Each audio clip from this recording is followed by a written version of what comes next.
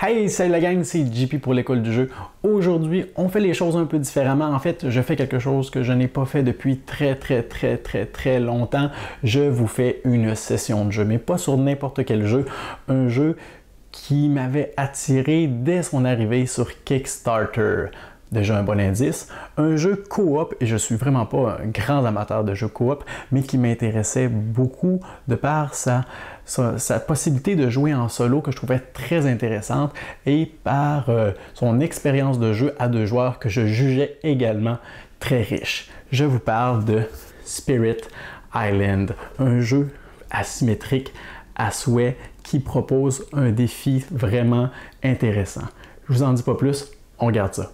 Salut la gang! Salut la gang! Salut la gang! Et bienvenue à l'école du jeu.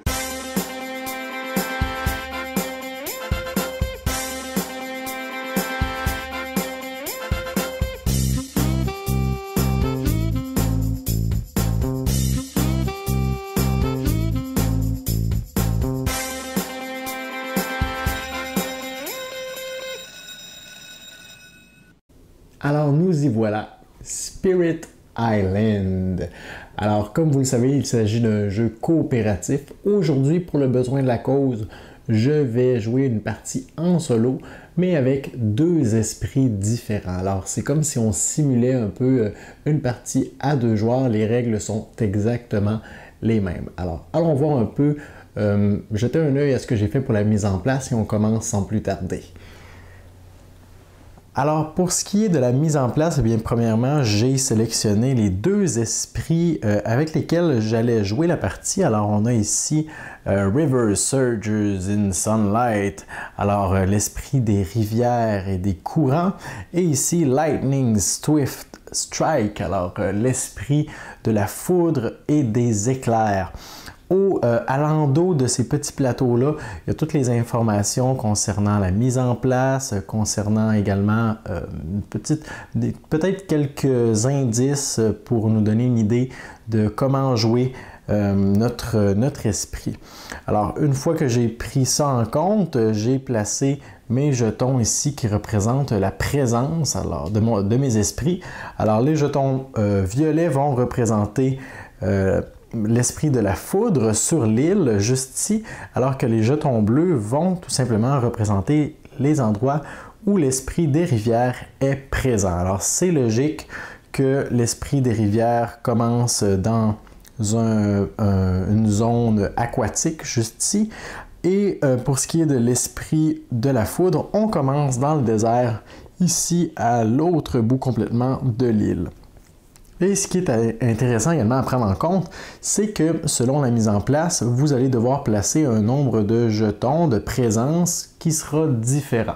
Alors dans le cas de l'esprit de rivière, le joueur bleu, on a un seul jeton et ici, bien, on en a deux. Aussitôt qu'on a deux jetons qui sont un par-dessus l'autre, donc dans la même zone, des jetons du même joueur, on crée, en anglais on appelle ça une shrine, c'est un peu comme un temple en fait, un hôtel pour notre esprit, pour que les aborigènes qui vivent sur l'île puissent nous vouer un culte. Alors tous les petits champignons, les petites huttes que vous voyez ici sur l'île représentent des tribus aborigènes qui étaient déjà sur l'île et qui connaissent la présence des esprits qui règnent. Et nous avons ici donc l'île avec déjà certains envahisseurs. Alors on a ici des villes, des petites miniatures très bien faites. En fait, c'est fait tout simplement pour représenter les différents types d'envahisseurs qu'on peut retrouver sur l'île. Alors, on a les villes qui sont en fait les envahisseurs qui sont les plus résistants, les plus dangereux, mais également les plus difficiles pour les envahisseurs à mettre sur l'île. Nous avons ici les petits villages et finalement, nous avons les explorateurs juste ici. Que je n'ai pas encore déployé sur le plateau. Nous avons également certains jetons comme ceci qui représentent des ruines. Alors, au début de la partie, on a déjà certaines zones qui sont en ruine. Ça peut être expliqué par par exemple, des phénomènes naturels qui auraient ravagé certaines zones de l'île au départ avant l'arrivée des colonisateurs qui sont en fait les méchants. On veut tout simplement défendre notre territoire contre les envahisseurs qui, eux, veulent coloniser cette nouvelle terre qu'ils viennent de découvrir. Et en fait, nous allons perdre la partie si les envahisseurs réussissent à placer tous les jetons de ruines qui sont placés juste ici. Alors, puisque présentement, j'ai fait la mise en place pour une partie de difficulté débutante, on va commencer par essayer de gagner une partie en difficulté débutante avant de passer au prochain niveau de difficulté. Alors, ça représente tout simplement 10 jetons ruines qui doivent être placés sur le plateau dans différentes zones. Et si ça arrive, on perd la partie immédiatement. Par contre, il est possible de remporter la partie. Présentement, notre condition de victoire est écrite juste ici. Il faut tout simplement balayer l'île au complet de tous ces envahisseurs, les cités, les villages et les explorateurs. Alors vous allez me dire, présentement ça n'a pas l'air si compliqué. Attendez un peu, vous allez voir, ça va se compliquer bien assez vite. Mais il est également possible de se concentrer sur ce qui est ici. La peur. Alors la peur, on peut la générer auprès des envahisseurs en tout simplement les attaquant, en détruisant leur ville, en faisant sombrer leurs explorateurs dans les ténèbres, dans la terreur. Alors à chaque fois qu'on génère de la peur, on va descendre comme ça les petits jetons et aussitôt qu'ils sont tous descendus, eh bien on va récupérer une carte juste ici qu'on va pouvoir apposer, changer de zone et ce sont toutes des cartes qui sont positives pour nous les joueurs. Aussitôt qu'on va en avoir déployé 3, eh bien notre condition de victoire va changer. On va en fait tout simplement placer ça ici et maintenant pour remporter la partie, il faudrait tout simplement balayer toutes les cités et tous les villages. Alors, on a une troisième difficulté juste ici. Troisième, pas en fait difficulté, mais troisième niveau de victoire qui est plus difficile à obtenir parce qu'il faut passer à travers toutes ces cartes-là. Mais on gagne la partie automatiquement si on réussit à raser toutes les cités et finalement, si on réussit même à déployer toutes les cartes qui sont en dessous ici, c'est victoire instantanée. Alors voilà pour ce qui est des conditions de victoire pour les joueurs. Maintenant, je dois remettre ça en place comme ceci. Et grosso modo, c'est à peu près la mise en place que j'ai effectuée avant d'allumer la caméra. Évidemment, bon, comme vous voyez sur l'île, il y a des petits symboles qui me représentaient, qui représentaient en fait les différents éléments que je devais placer pour la mise en place. La dernière chose qu'il nous reste à faire, eh bien, c'est de retourner la carte ici des envahisseurs avec la phase d'exploration. Alors, cette carte va nous indiquer que, avant même le début de notre premier tour, les explorateurs vont partir en mission pour aller explorer différentes zones du plateau. Et c'est assez simple. En fait, un explorateur va être déployé dans toutes les montagnes, donc dans les 4 montagnes de l'île présentement, à condition que celle-ci, la montagne, soit adjacente à une zone où il y a déjà une ville ou un village, ou tout simplement si la ville est adjacente à la mer. Alors l'idée, c'est simple, c'est que notre explorateur doit arriver de quelque part. Il ne peut pas comme sortir d'un trou au beau milieu du désert. Non. Alors, on a un explorateur qui arrive ici parce que c'est adjacent à une cité. Même chose juste ici parce que la zone est adjacente à un village. Juste ici parce que c'est adjacent à la mer, mais également à une cité. Et ici parce qu'il y a un village tout simplement qui est là. Alors, c'est comme si le village était tout simplement à une extrémité de la zone et que l'explorateur était en route pour aller explorer autour. Alors voilà pour la mise en place. Maintenant, on peut déplacer cette carte juste ici. Ça nous indique que lors du premier tour, les envahisseurs vont construire maintenant. Alors, on a 3 phases, l'exploration, la construction et le ravage. C'est un peu comme, en fait, s'ils détruisent, ils rasent la zone de toute la végétation pour essayer de construire des villages, des cités, etc. Alors pour nous, c'est négatif parce que évidemment, on veut protéger notre île et on ne veut pas qu'ils détruisent ce qui est présent. Alors, voilà pour la mise en place, tout est fait. Maintenant, si on jette un œil à nos plateaux personnels, bien, on a évidemment deux plateaux qui sont très différents parce qu'on a deux esprits qui sont uniques et on a donc chacun notre paquet de cartes avec des cartes qui sont uniques, avec des coups, des habiletés, des icônes qui vont nous permettre de débloquer des pouvoirs et tout ça. On a également ici des choix d'action qui sont différents. On a des petits jetons qu'on va pouvoir déplacer, qu'on va pouvoir retirer du plateau et placer ici sur l'île, un petit peu à la Great Western Trail ou à la Terra Mystica, là, ce genre de jeu où est-ce qu'on va tout simplement retirer des jetons et on va marquer les récompenses qui étaient cachées en dessous. Et finalement, dernière chose que vous avez peut-être besoin de savoir, c'est qu'ici nous avons des pouvoirs qui sont uniques et des habiletés également qui sont uniques. Alors, lorsqu'on joue une partie en solo, on a beaucoup d'informations à retenir et à garder en tête. Alors, c'est pour ça que dans cette session de jeu, je vais essayer de vous donner un petit peu le sentiment d'une partie. On va faire quelques tours, mais je ne pense pas passer à travers le scénario au complet, sans quoi ma tête va probablement exploser. Il est même possible que j'oublie beaucoup de petits détails à cause de l'asymétrie des personnages, de leurs cartes, de leurs pouvoirs et tout ça. Mais bon, vous allez me pardonner, j'en suis convaincu. Alors, débutons la partie avec la première phase. On a justement ici, en plein milieu du plateau, un bon aide-mémoire, mais si ce n'est pas assez pour vous, que vous voudriez plus de détails,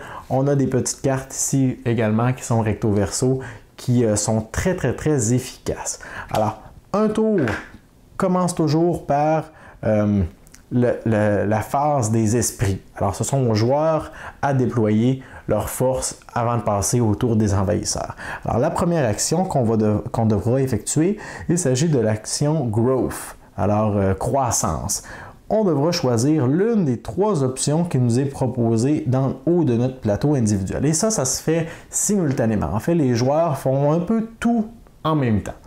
Alors, pour ce qui est du joueur bleu, juste ici, j'ai trois choix. Alors, je peux décider de récupérer toutes mes cartes, c'est-à-dire qu'en cours de partie, bon, j'ai 4 cartes de départ, je vais probablement en jouer une ou deux au premier tour. Ces cartes vont s'en aller dans ma défausse et éventuellement, je n'aurai plus de cartes à jouer.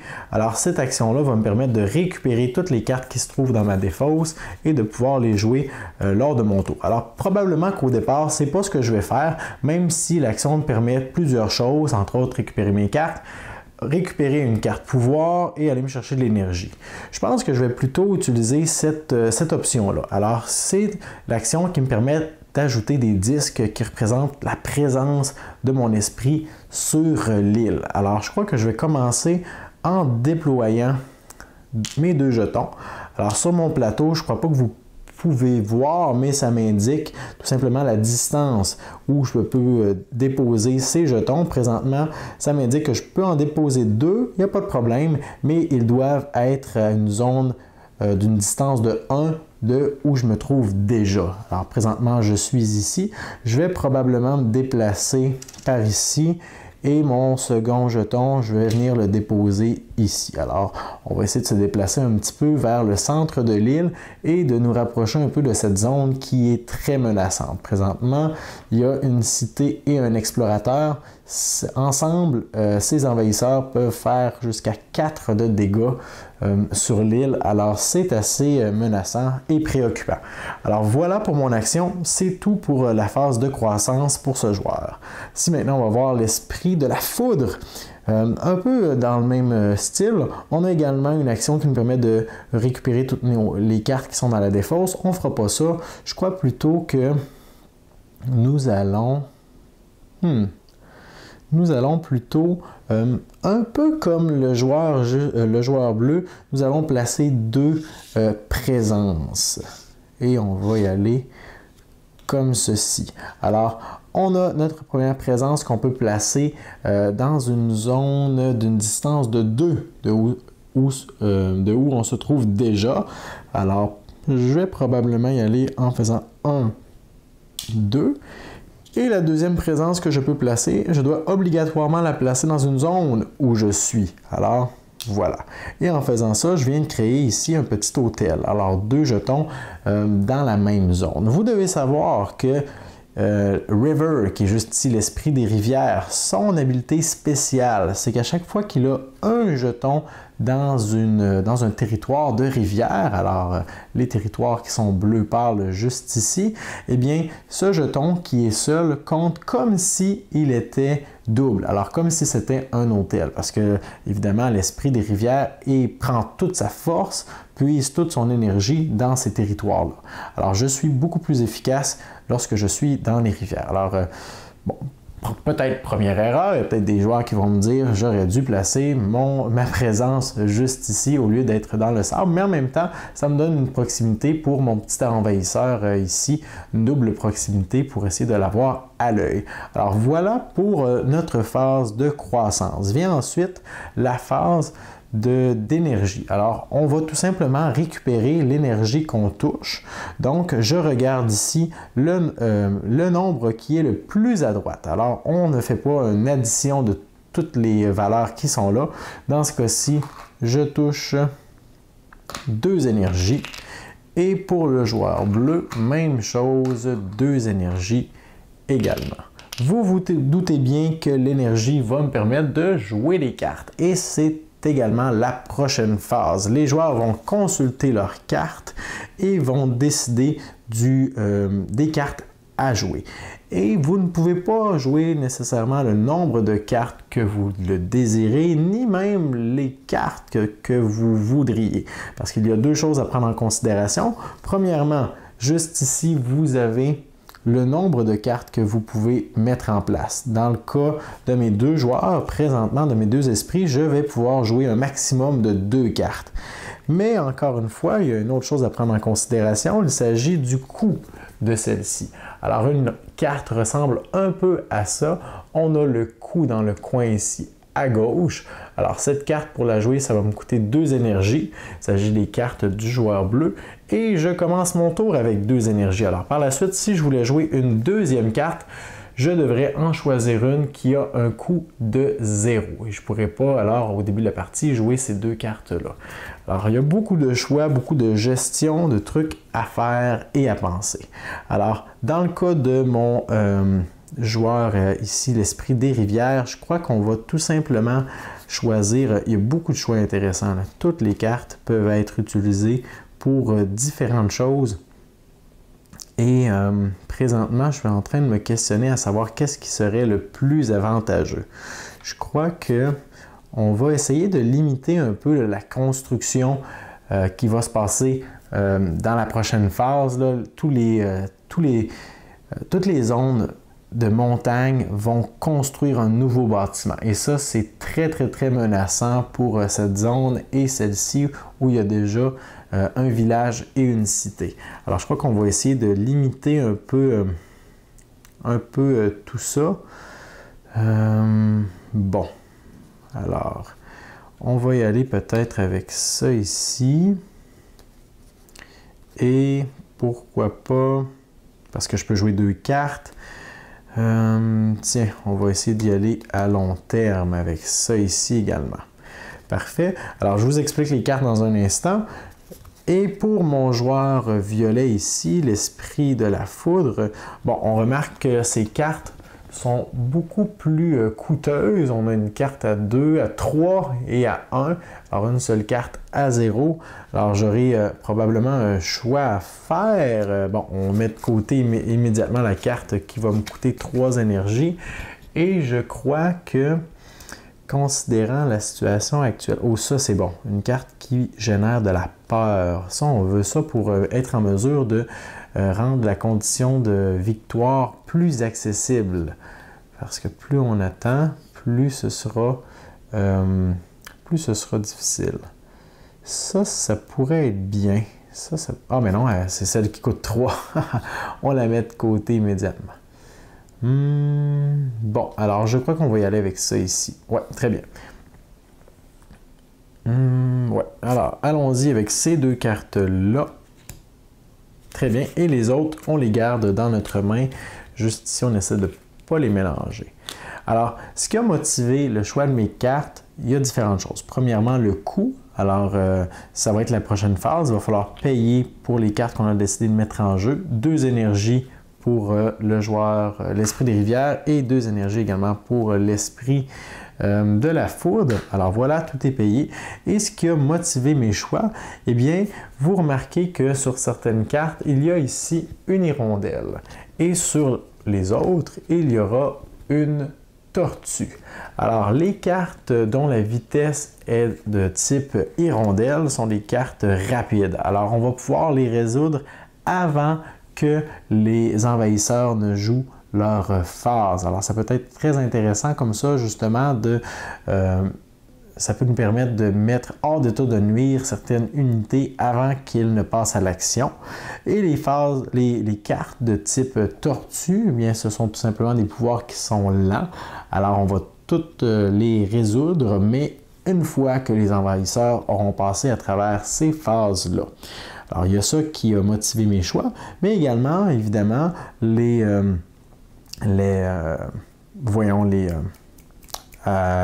descriptions, donc les pouvoirs en tant que tels, qu'est-ce que les cartes font précisément, ça va peut-être nous aider. Mais pour l'instant, il n'y a rien de catastrophique, il n'y a rien qui presse encore. Les ennemis vont tout simplement construire et ne vont pas encore passer à l'attaque. Alors, on aura encore un autre tour pour régler la situation un peu.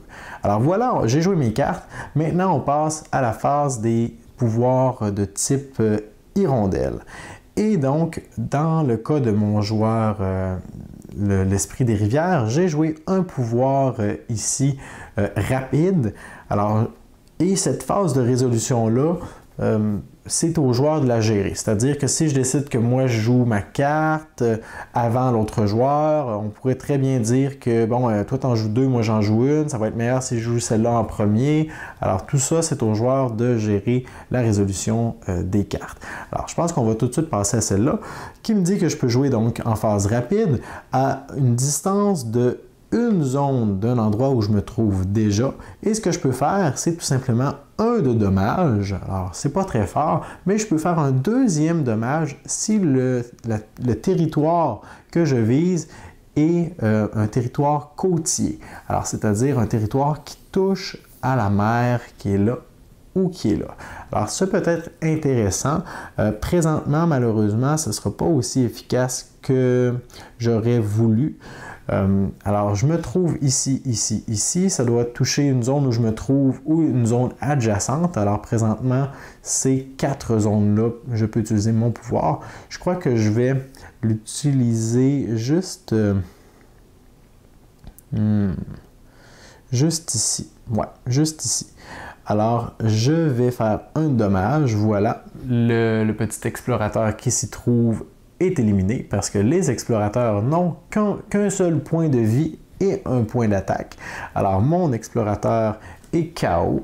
On le met de côté. Et normalement, si il y avait eu un autre explorateur, j'aurais pu également lui attribuer un autre point de dommage, mais présentement, c'est tout. Alors, c'est dommage, j'ai un petit peu gaspillé mon dommage supplémentaire. Il y en a qui vont me dire, pourquoi est-ce que tu ne fais pas du dommage dans cette zone qui est plus menaçante? C'est une excellente question.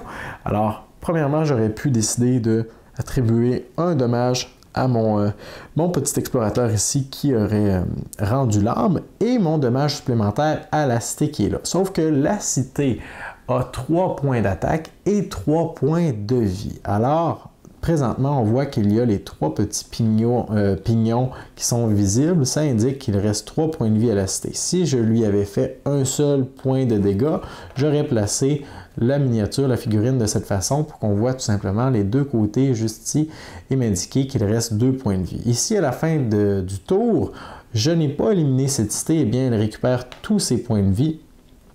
Et c'est comme si j'avais rien fait. Alors, même principe, même si j'avais décidé de lui attribuer les 2 points de dommage, la figurine aurait été renversée comme ça pour dire qu'il reste 2 points de dommage. Et par la suite, de ce côté, on voit tout simplement un pignon pour nous indiquer qu'il reste encore un point, un dégât à attribuer avant qu'elle rende l'arme. Alors, ça aurait été insuffisant. Alors, je crois que au prochain tour, je vais essayer de faire quelque chose de plus puissant ici.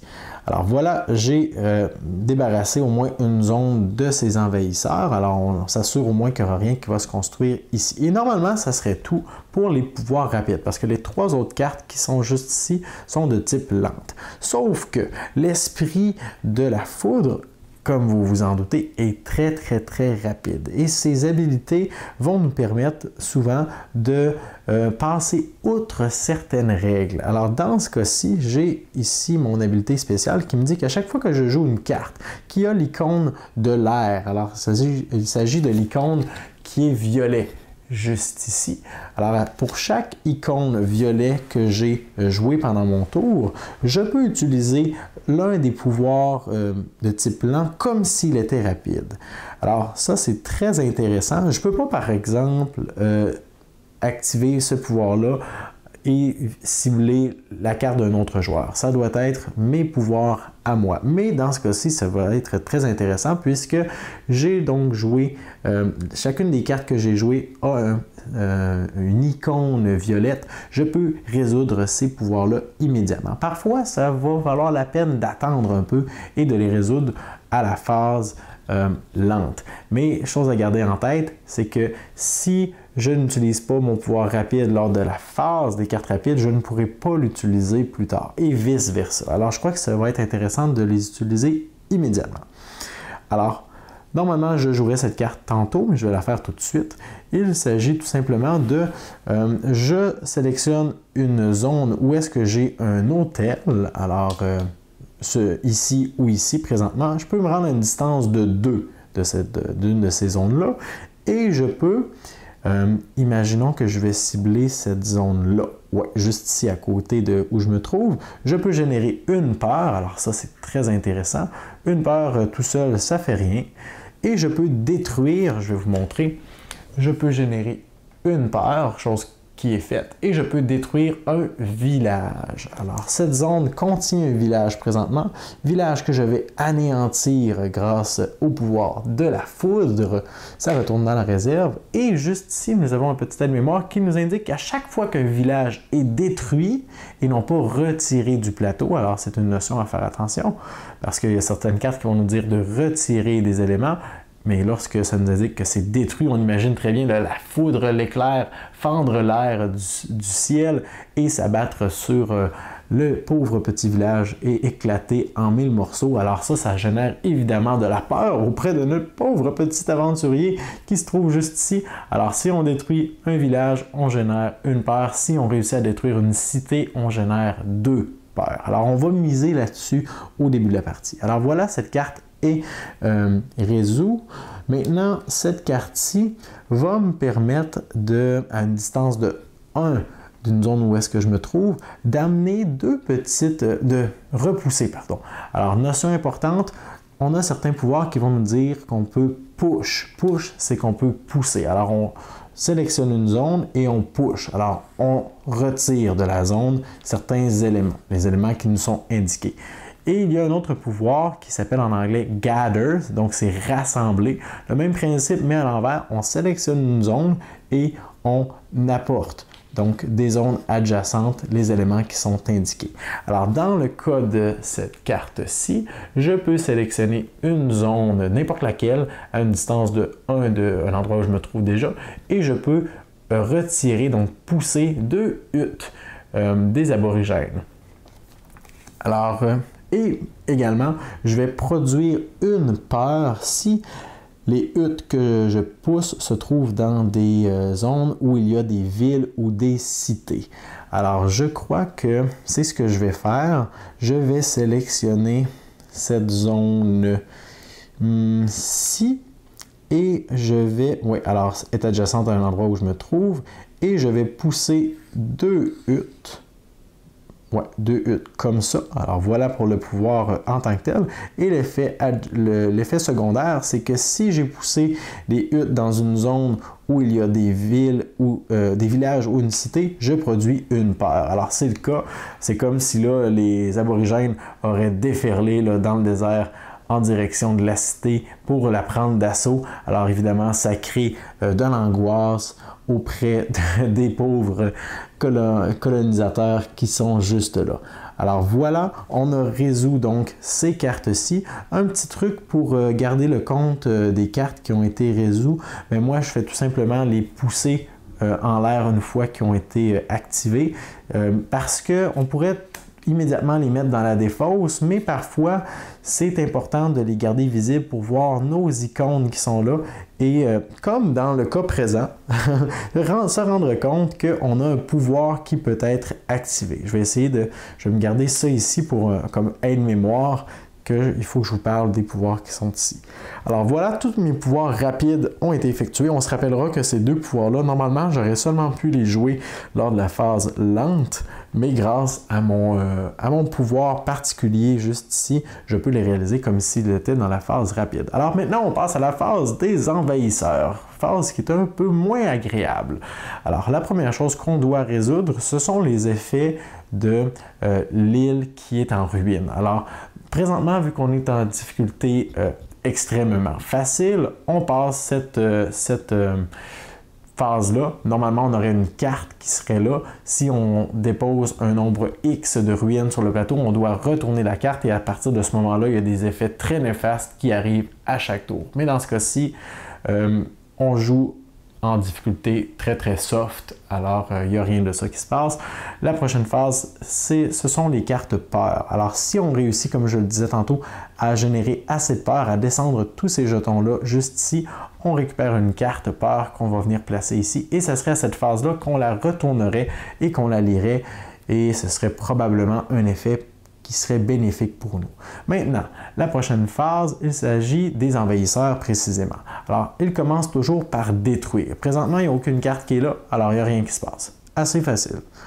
Ensuite, prochaine phase, la construction. Alors, tous les envahisseurs qui se trouvent encore dans les montagnes vont construire quelque chose. Ici, on a réglé le problème, il n'y a plus aucune menace. Dans cette zone, s'il n'y a pas de village, les envahisseurs vont construire un village. Évidemment, comme vous avez pu le constater, s'il n'y a pas d'envahisseurs dans une zone, rien ne s'y construit. Alors, on construit un village ici. Même chose pour cette zone qui va construire un petit village et cette zone-ci également. Alors, voilà.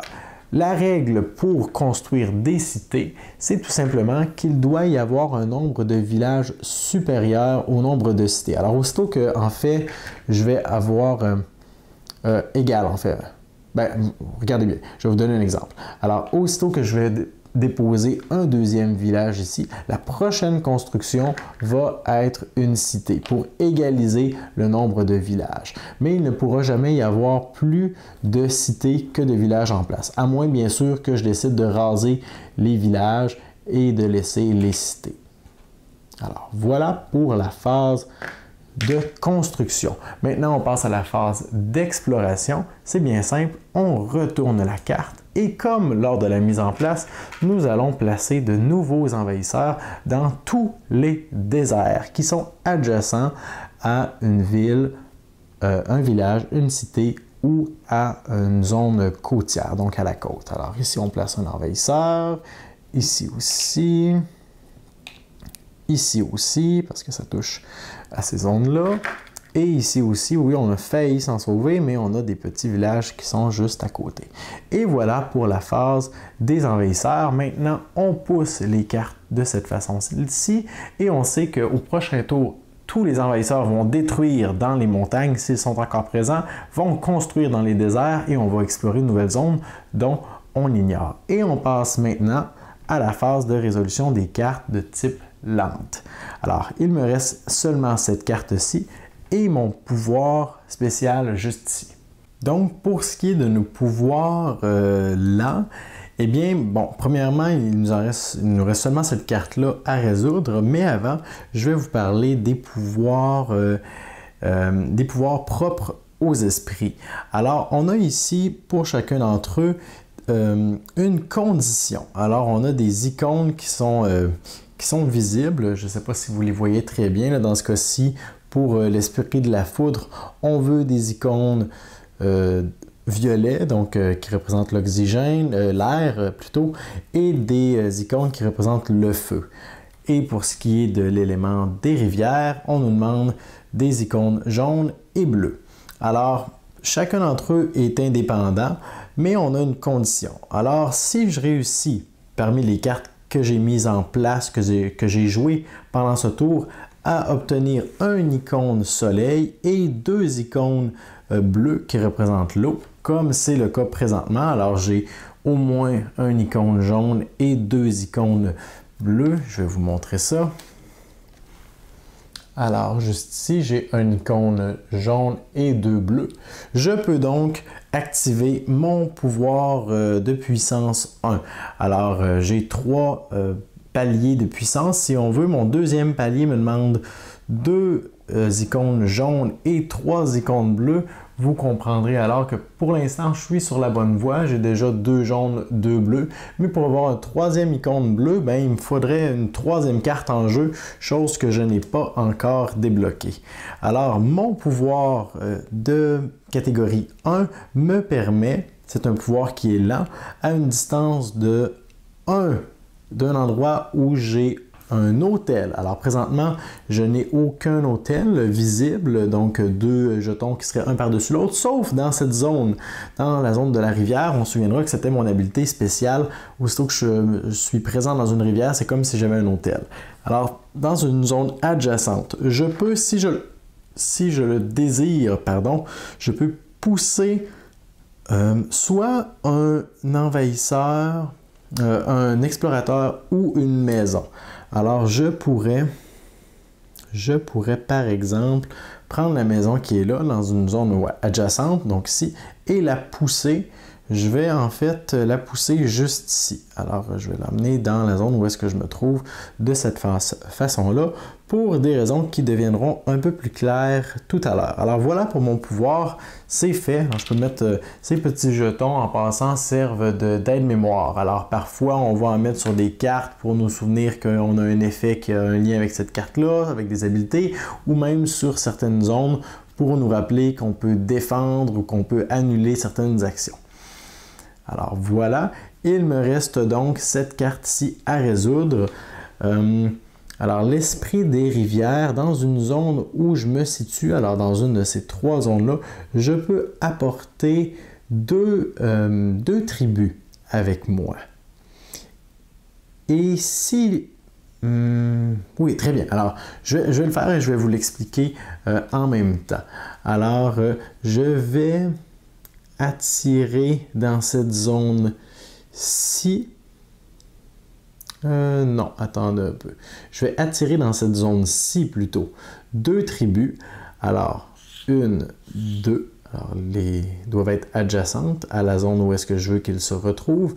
Et la deuxième partie de la carte m'indique que après avoir déplacé 2 tribus, si dans la zone où j'ai fait cette action-là, il y a maintenant un minimum de 2 tribus, je peux ajouter une tribu à partir de la réserve et avoir une énergie. Alors c'est super, ça me permet de placer de nouvelles tribus qui vont émerger sur l'île. C'est très important lors des phases d'attaque, ces tribus-là vont jouer un rôle crucial. Et donc, de récupérer une énergie pour le prochain tour, ça aussi, ça va être très important pour moi. Et voilà, tous nos pouvoirs tortues lents ont été résolus. Dans le cas du pouvoir spécial de l'esprit de la foudre, il m'aurait fallu 3 icônes oranges qui représentent le feu et 2 icônes violets. Présentement, j'avais seulement 2 de chaque. Alors, je ne peux pas faire quoi que ce soit. Par contre, je peux vous informer que... Ah non, ça, on en avait déjà parlé. Alors, voilà pour le premier tour. Une fois qu'on aura résolu les cartes de type lent, le tour est terminé et on recommence. Alors, première chose à faire, c'est qu'on va placer dans la défausse les cartes qu'on aura utilisées ce tour-ci. Alors, on peut les mettre de côté. On va dire que je vais les mettre... Tiens, je vais les mettre là.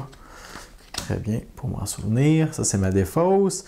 Et on recommence avec notre Spirit Phase, la phase des esprits.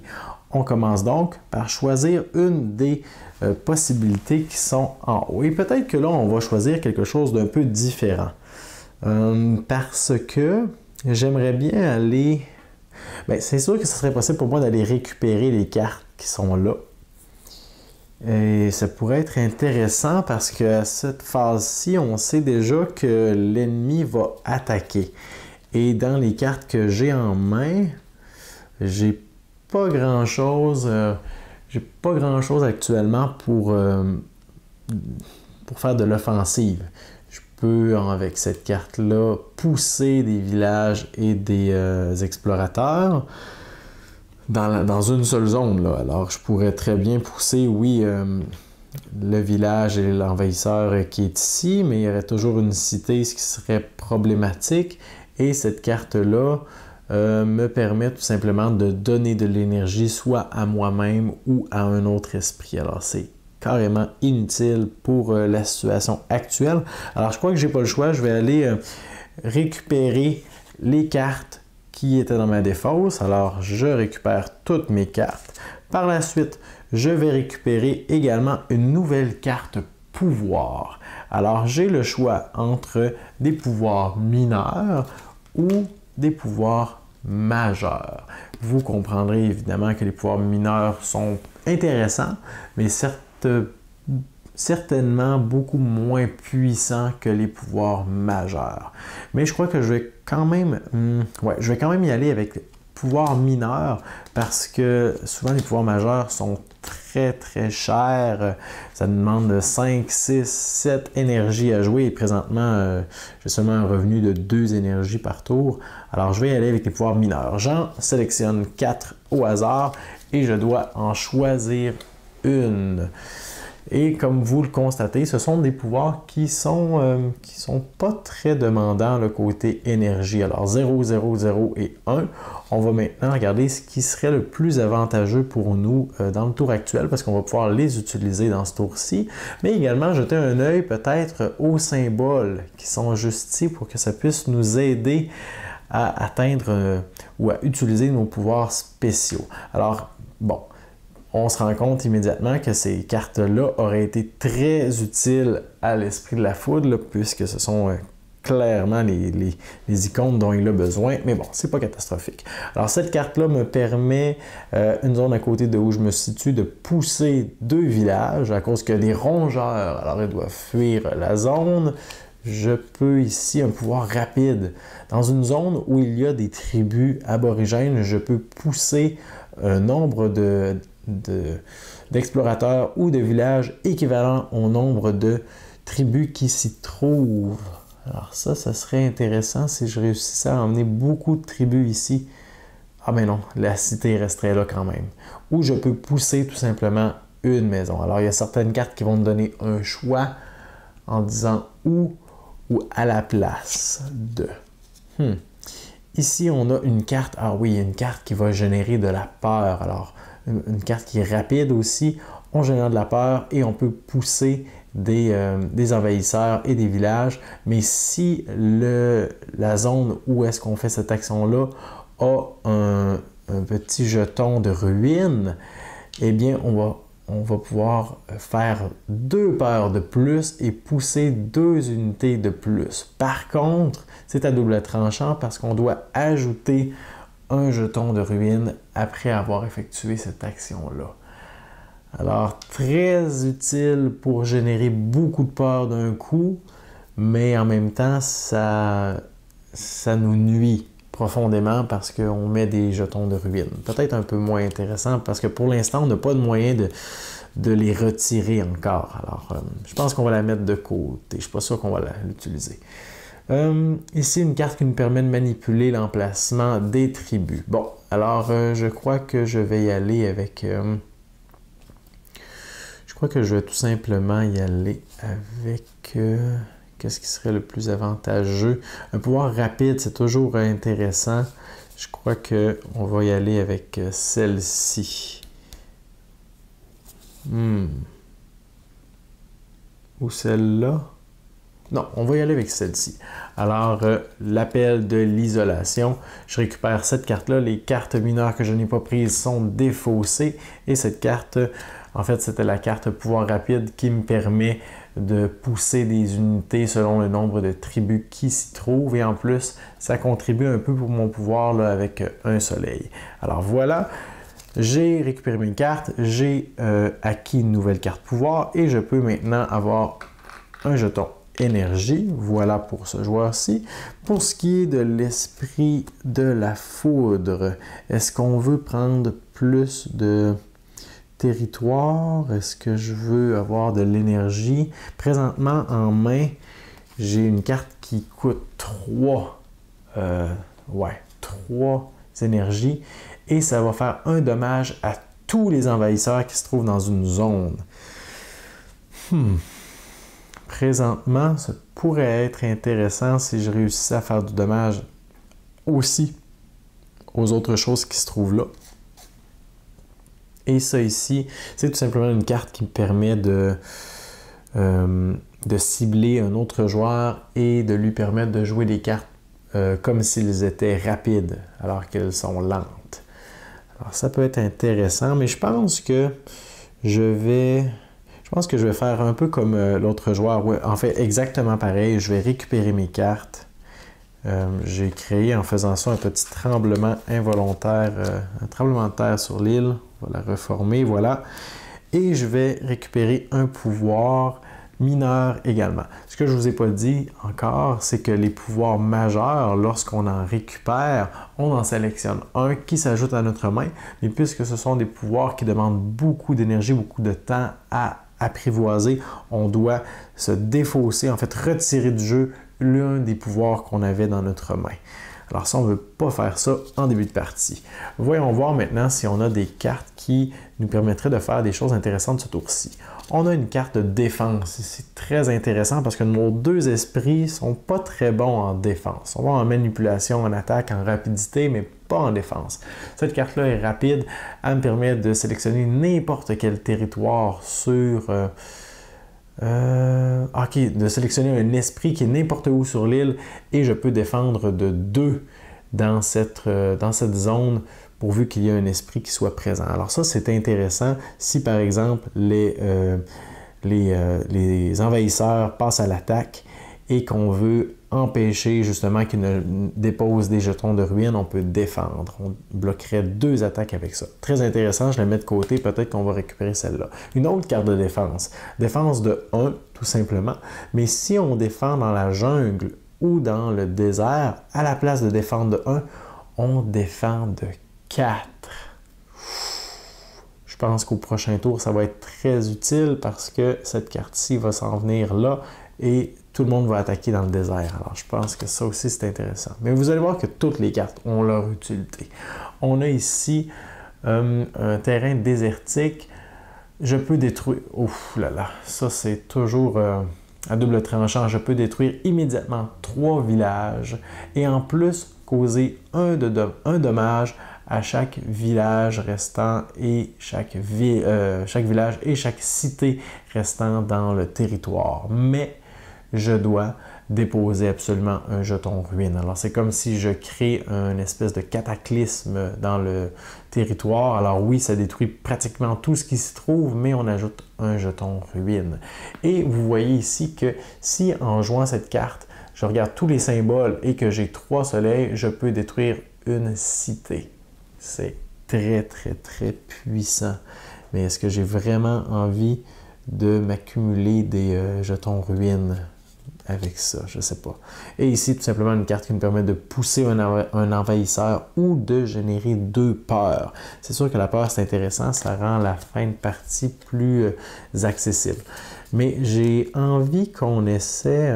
pour la première fois, je vais jouer avec cette carte qui est à double tranchant, celle qui nous permet de faire beaucoup de destruction, mais de déposer des jetons ruines. Je ne sais pas si ça va nous servir, mais si un jour l'occasion s'y prête, on pourra la sortir. Alors, vient le temps maintenant de... Ah oui, c'est vrai, mon esprit ici de la foudre génère une énergie parce que ça fait partie de son action. Maintenant, on génère l'énergie de notre présence. Alors, 2 énergies pour notre joueur ici à ma gauche. Et devant moi, 2 énergies également.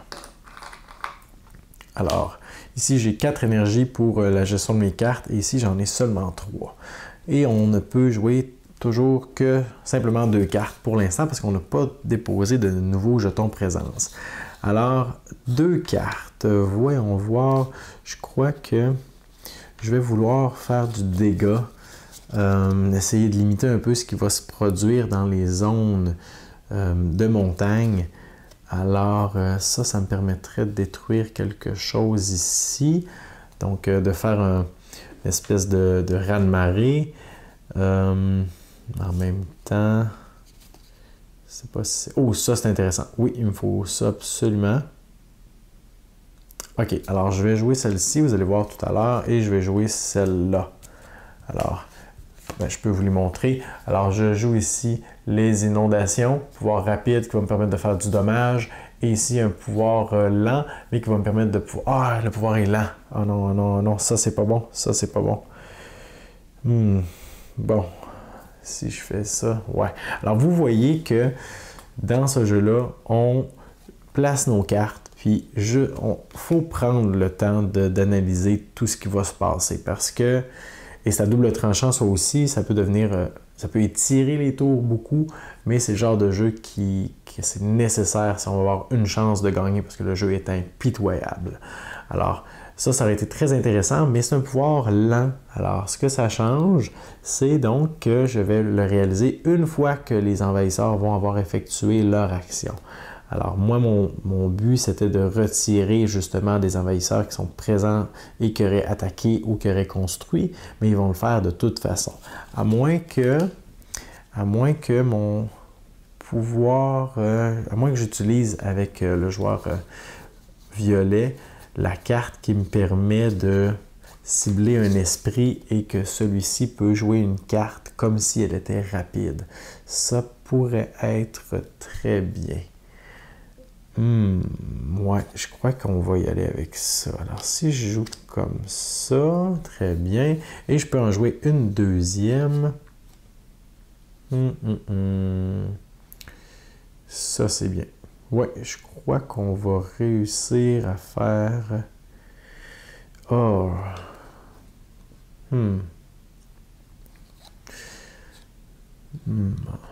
Alors, désolé, je sais que c'est long, mais ça fait partie du...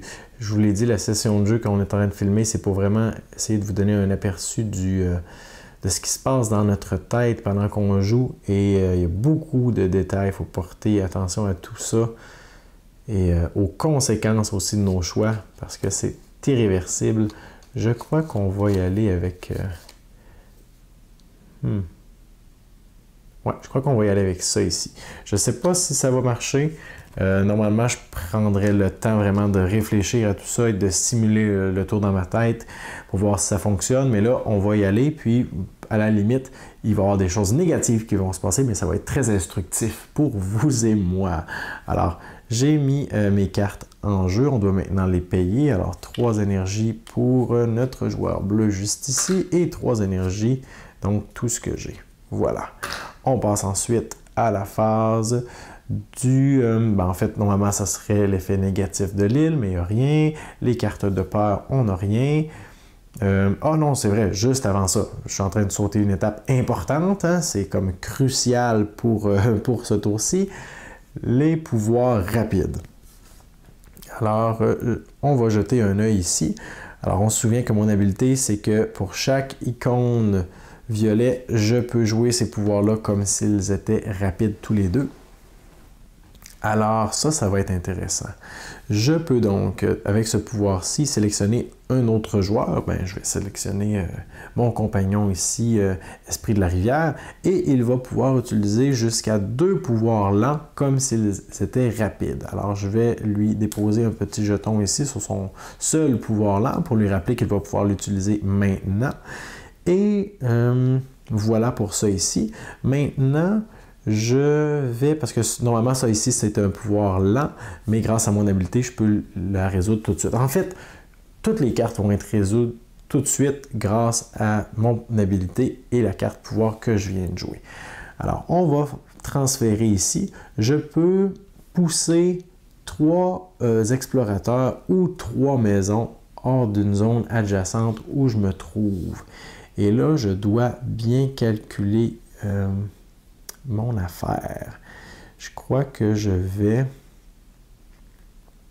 Je crois que je vais pousser ça ici. Ouais. En fait, je vais pousser le petit envahisseur ici, tout simplement. De cette façon-là.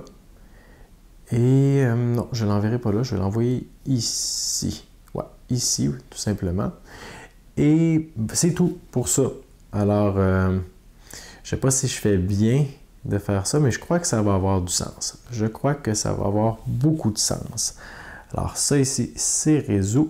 Maintenant, je peux effectuer un dommage dans une zone adjacente où je me trouve, donc ici, mais un dommage supplémentaire si la zone est côtière. Alors, je vais faire 2 dommages à la cité. Il ne lui reste donc plus qu'un point de vie et un point d'attaque.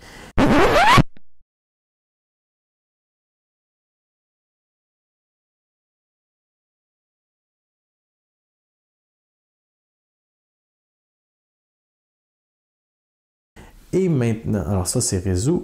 Et maintenant, je vais effectuer cette action-ci qui me permet à une distance de 2 d'un endroit où j'ai un hôtel, donc 1, 2, de créer une peur, et voilà, et de détruire un village. Alors, je détruis ce pauvre petit village dans l'effroi, ça crée automatiquement un autre peur. Et maintenant, ce que ça vient de faire, c'est que la cité qui est juste là n'a plus qu'un point d'attaque. Alors, lorsqu'elle va attaquer dans la prochaine phase, vous allez voir, il n'y aura rien qui va se produire de néfaste. Mais on n'y échappera pas parce qu'on a 2 autres zones juste ici où il y a des envahisseurs. Alors, on ne peut pas s'en sauver à chaque fois. Voilà donc pour la phase des pouvoirs rapides. On peut quand même jeter un œil à nos pouvoirs spéciaux. Alors ici, je n'ai pas mes 3 icônes orange. Et ici, par contre, j'ai un soleil et 2 gouttes d'eau. Alors, je vais pouvoir activer mon pouvoir lent dès que les envahisseurs vont avoir joué leur tour. Alors, on passe à la prochaine phase. Comme je le disais tantôt, rien ici, rien là. Maintenant, les envahisseurs attaquent dans les montagnes. Alors, commençons ici. Il n'y a pas d'envahisseurs, donc pas d'attaque, c'est réglé. Ici, nous avons un explorateur et un village. Donc, on sait que le village va générer en fait 2 points d'attaque parce qu'il n'a pas été atteint par quoi que ce soit, et l'envahisseur, 1 point. Donc, on a 3 points d'attaque sur cette zone et rien pour la défendre. Alors, on n'a pas le choix, on doit placer un petit jeton de ruine juste ici. Alors, les envahisseurs sont un peu plus près de la victoire de cette façon-là. Par la suite, on s'en vient dans la zone qui est juste ici. Alors, la cité a été endommagée. Normalement, si elle était à pleine capacité, elle frapperait pour un total de dommages de 3, ce qui endommagerait l'île, parce que, en fait, j'ai complètement oublié de vous l'expliquer ici, mais dès que 2 points de dégâts sont générés, on détruit une partie de l'île en y déposant un jeton ruine ou dégâts. Alors, dans ce cas-ci, la cité ne fait qu'un seul point d'attaque. Alors, ce n'est pas assez pour ruiner ou pour endommager l'île. Alors, il n'y a rien qui se passe ici. Dans cette zone, même principe, mon envahisseur n'a qu'un seul point d'attaque. Alors, il va donner un coup d'épée dans la boue, plutôt sur la roche, dans la montagne. Ça ne va pas endommager l'île. On n'a pas à placer un jeton de ruine. Par contre, en fait, l'attaque qu'il va faire, ça endommage. C'est comme si il se battait un peu avec les membres de la tribu. Chaque tribu a 2 points de vie. Alors, je la place comme ça de côté pour dire qu'on a enlevé 1 point de vie à celle-ci. Mais après une attaque dans une zone où il y a des tribus survivantes, alors les aborigènes juste ici n'ont pas succomber aux vagues d'attaque de cet envahisseur. Alors, ceux-ci vont contre-attaquer. Et puisqu'ils ont 2 points d'attaque, attendez un peu. Ouais. Alors, je vais faire une petite correction dans quelques instants. Alors, mes membres de cette tribu contre-attaquent avec 2 points d'attaque. C'est assez pour détruire mon envahisseur ici. Alors, il n'y aura pas de jeton de ruine qui va être placé juste ici. Et en plus, je vais avoir réussi à me débarrasser de l'explorateur. Par contre, en faisant cette action, je viens de me souvenir d'un détail très important. Alors, les points de vie et les points d'attaque sont deux choses totalement différentes. Alors, ma tribu ici, même si elle a 2 points de vie et qu'elle est endommagée, elle fait quand même 2 points d'attaque. Et c'est la même chose avec la foutue ville qui est juste ici, que j'ai passé le tour au complet pratiquement à m'acharner afin d'éviter un jeton ruine ici. Même s'il lui reste 1 point de vie, elle génère quand même 3 points d'attaque, ce qui est assez pour détruire une partie de l'île.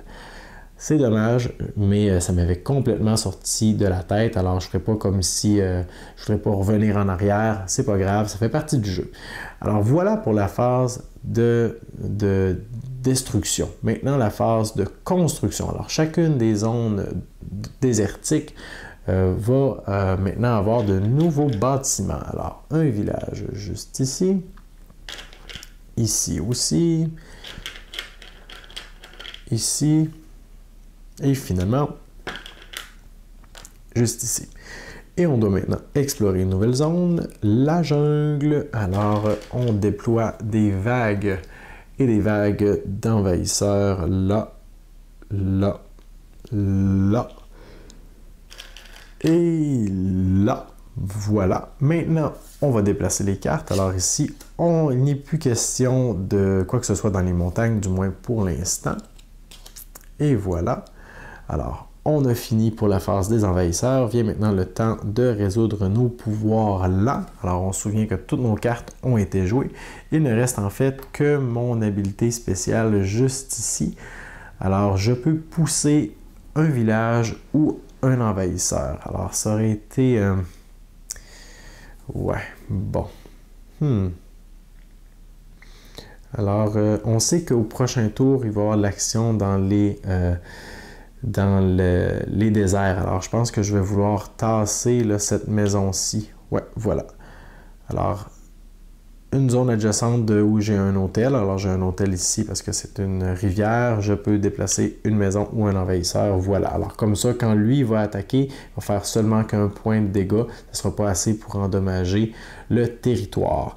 Alors, voilà, tout est résolu pour nos pouvoirs. C'est la fin du tour. Nos cartes sont défaussées. Et on peut passer, encore une fois, au troisième tour. Alors, vous comprenez un peu comment ça se joue. On peut juste peut-être donner un dernier aperçu avec qu'est-ce que je pourrais faire par la suite. Alors, en consultant les cartes qu'il me reste, là, c'est certain qu'il faudrait que je commence à... Il faut que je mette des jetons sur le jeu. Alors, je vais faire cette action-ci. Je vais tout simplement placer un nouveau jeton là. Ça va me donner un hôtel, donc plus de possibilités. Alors ça, c'était cette action-ci. Et je peux récupérer un pouvoir mineur. Je vais espérer en obtenir un qui est avantageux pour moi. Alors ici, ça me permet de donner un petit avantage à la distance des pouvoirs que je mets en jeu à partir de maintenant. Ça me permet de faire du dommage dans les zones qui sont endommagées par les jetons ruines ou de retirer des jetons ruines. Intéressant. Ça aussi, retirer des jetons ruines ou pousser des tribus. Et ça ici, ça me permet de défendre de 2. Et s'il n'y a pas d'envahisseurs qui sont présents dans la zone que je voudrais défendre, je peux en amener 2. Alors, la défense, c'est bien, mais pour qu'il y ait seulement 2 d'attaque, je ne sais pas trop. Oh, c'est vrai, à la fin du tour, comme je le disais tantôt, tout ce qui a été endommagé revient à pleine capacité. Alors, je crois que je sélectionnerai quelque chose comme ça ici, là, qui me permet d'enlever des jetons ruines. Ce peut être plutôt intéressant, quoique un dommage dans les... OK. Ouais, je vais prendre tout simplement une carte qui me permet de défendre. Ouais, de défendre de 2. Ouais. Je crois que je vais prendre ça. Ah, non. Voilà.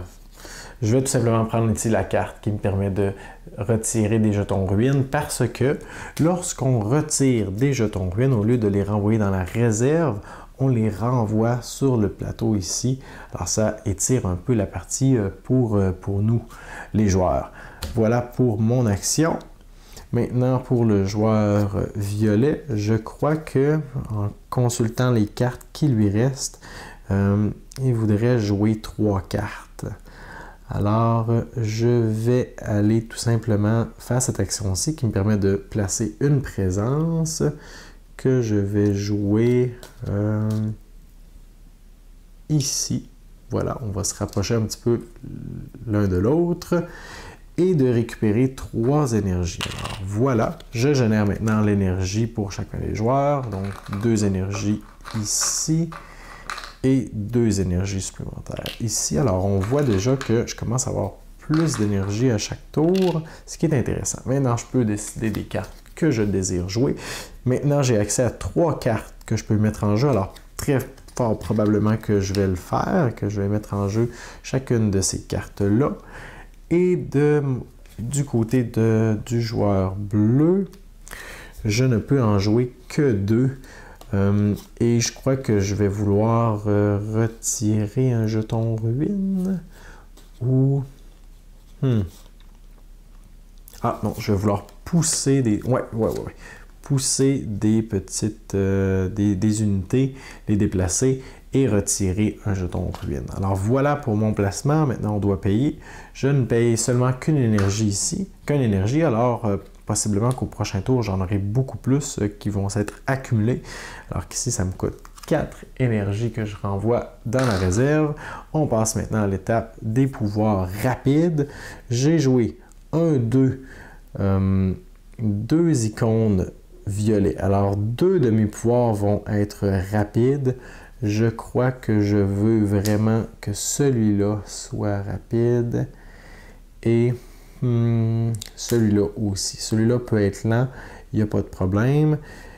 J'ai aussi 3 flammes et 2 icônes violets. Alors je pourrais tantôt détruire... Oh! Je pourrais le faire tout de suite. Je pourrais détruire un... Oui. Je crois que je vais faire ça. Alors je peux... Ah, mais là c'est vraiment déchirant comme choix parce que ça c'est très intéressant aussi. Je peux faire du dégât aux bâtiments qui sont en place, les affaiblir et les achever avec ça. Mais ça, je pourrais instantanément détruire quelque chose. Bon, on va attendre tantôt. Alors, je vais faire ça rapidement. Le reste, ça va tout être lent. Je vais mettre ça ici pour me rappeler que je peux l'activer. De ce côté-ci, j'avais un pouvoir rapide et je n'ai aucun pouvoir qui est activé.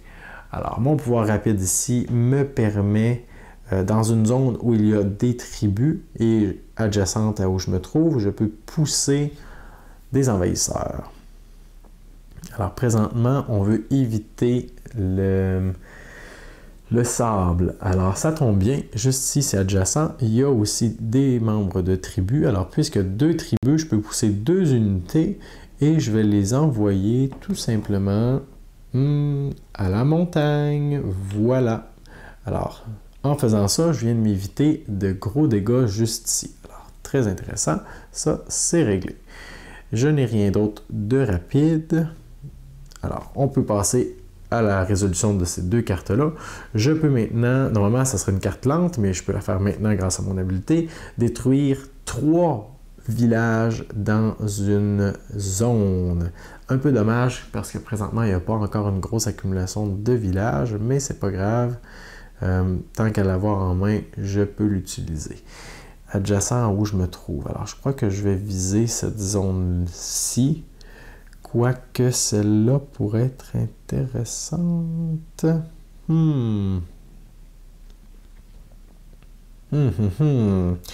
Les choix sont déchirants, comme je vous disais. Alors oui, je vais détruire tout simplement... C'est dommage que je ne sois pas plus près d'ici. J'aurais pu détruire les 2 villages. Bon, tant pis. Alors, je détruis un village. Ça génère une peur. En plus de ça, je fais 1 de dégâts à tout ce qui se trouve là-dedans. Donc, lui, on dit bye-bye. 1 dégât à la cité. Mais par contre, je dois tout de suite mettre un jeton ruine. Alors, ça m'a un peu servi à rien, en fait.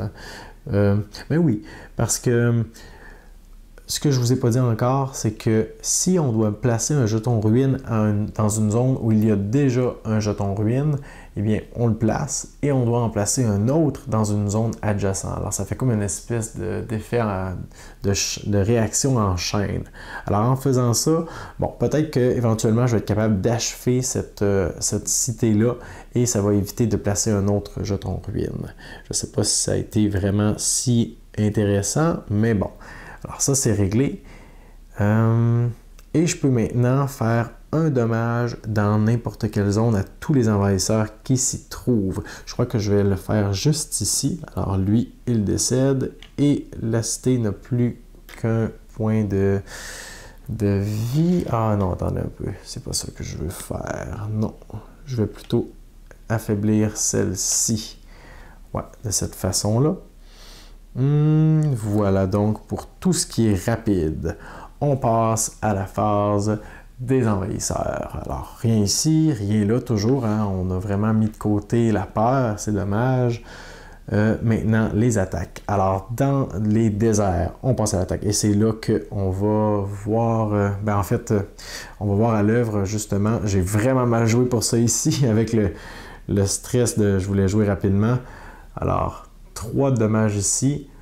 On ne défend pas. On place un jeton ruine. Ça détruit la petite tribu qui n'avait que seulement 2 points de vie. Et vu qu'on place un jeton ruine dans une zone où on se trouve, on perd une présence. C'est malheureux.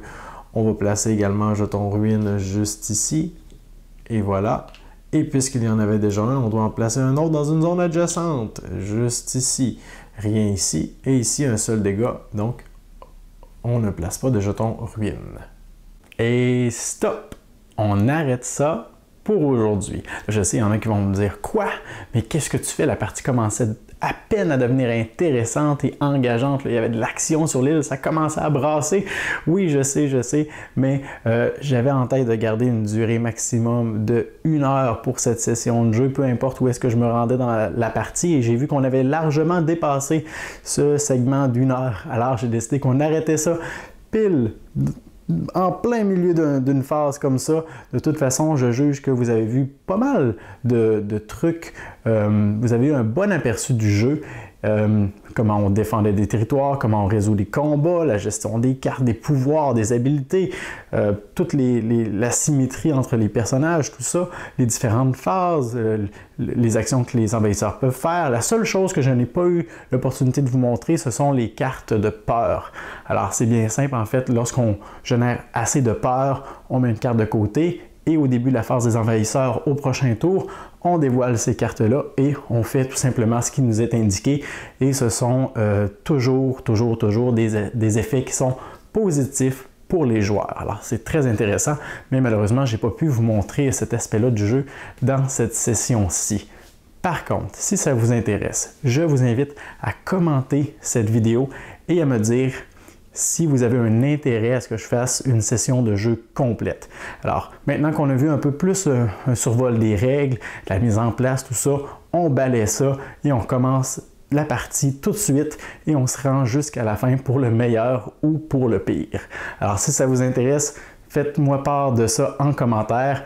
En attendant, je vous invite à m'envoyer des petits pouces en l'air, à aimer cette vidéo, partager sur les réseaux sociaux si vous voulez faire découvrir cet excellent jeu et peut-être également vous abonner à notre chaîne YouTube L'École du jeu, nous suivre sur Facebook. Écoutez, ça nous fait toujours plaisir de produire du matériel audiovisuel pour vous faire découvrir des nouveautés, vous faire part de nos coups de cœur, des petits jeux qui nous intéressent et qui pique notre curiosité. Et pour moi, Spirit Island en était un. J'espère que vous avez apprécié. En tout cas, moi, je vous dis merci pour votre écoute. À la prochaine.